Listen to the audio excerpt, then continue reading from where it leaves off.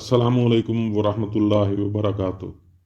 रोज़ाना की बुनियाद पर जदीद व कदीम किस्से, कहानियाँ और हिकायात को सुनने के लिए इस चैनल को सब्सक्राइब करें।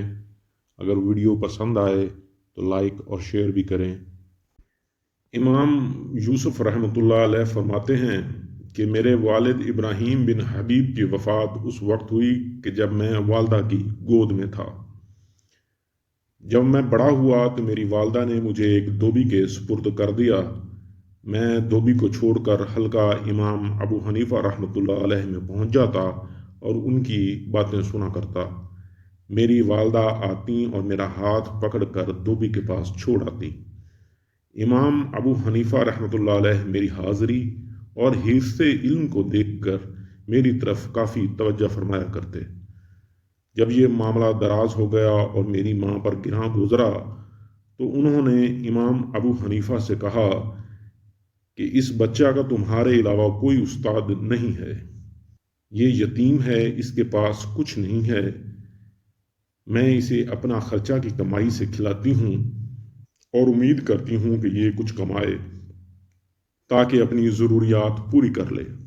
इमाम अबू हनीफा रहमतुल्लाह अलैह ने फरमाया, ए औरत, इसको हुक्म दो कि ये तालीम हासिल करे, ये फालूदा पिस्ता के तेल के साथ खाएगा।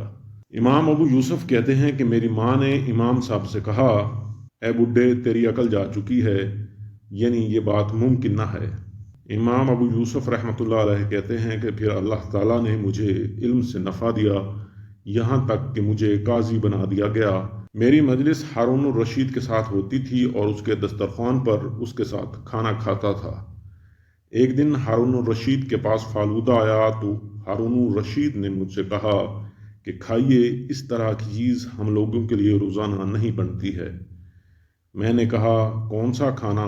उसने कहा, ये पिस्ता के तेल में बना हुआ फालूदा है। इस पर मैं हंस पड़ा। हारून ने मुझसे पूछा, हंसते क्यों हैं? मैंने कहा, खैरियत ही है। जब हारून ने इसरार किया तो मैंने शुरू से आखिर तक किस्सा सुना दिया। इस पर हारून मुताज्जब हुआ और कहने लगा, इल्म उठता जा रहा है, हालांकि वो दीन और दुनिया दोनों में नाफे है।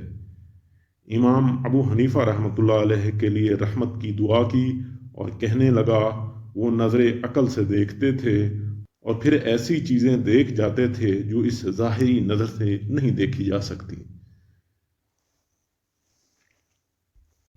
अगर वीडियो पसंद आई तो लाइक, सब्सक्राइब और शेयर ज़रूर कर दीजिएगा।